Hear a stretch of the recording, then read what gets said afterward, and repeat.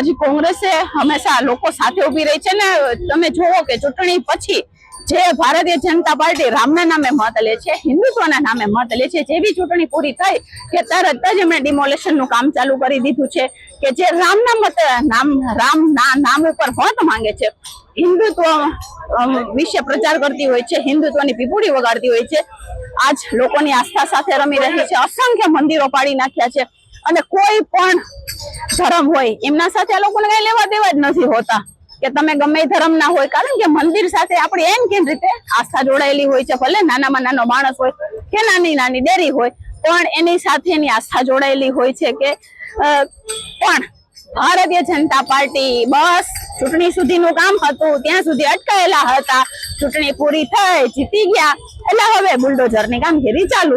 જોવાનું જ નથી કે લોકોની આસ્થા છે કે નહીં। રાત્રે જ કે અડધી રાત્રે જ્યારે લોકો આરામ કરતા હોય, રાતે સૂતા હોય ત્યારે જ આ લોકોનો ટાર્ગેટ હોય છે કે ત્યારે જઈને બધું પાડી નાખવું, એટલે કોઈ મેન્ટલી પ્રિપેર જ ના હોય કે શું થઈ રહ્યું છે તેમની સાથે।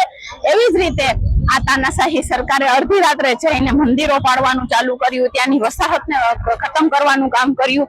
પછી આજ અમે ધરણા ઉપર બેઠા છીએ કે હવે જેટલા મંદિર છે બીજા એમને તો ન પાડો, કારણ કે લોકોની આસ્થા જોડાયેલી હોય અને તમારો ટાર્ગેટ મંદિર જ કેમ હોય છે હંમેશા, તમારો ટાર્ગેટ કેમ હંમેશા મંદિર જ હોય છે। સૌથી વધારેમાં વધારે મંદિરો ભારતીય જનતા પાર્ટીના શાસનમાં પડ્યા છે, પછી ઐતિહાસિક પુરાતત્વ કેમ ના હોય, પુરાણા જમાના મંદિરો પણ કેમ ના હોય। મણિકર્ણિકા ઘાટ કે જેને આપણો ઇતિહાસ ગણવામાં આવતો હતો, એક ઇતિહાસનો યુગ તરીકે ગણવામાં આવતો હતો, એને લઈ લ્યો કે નાનામાં નાની શેરીની એક નાનકડી ડેરી લઈ લ્યો, આટલા જેટલા મંદિરો પડ્યા છે એ હિન્દુની આસ્થાઓના પ્રતીક છે, એ જ મંદિરોને એમને પાડ્યા છે।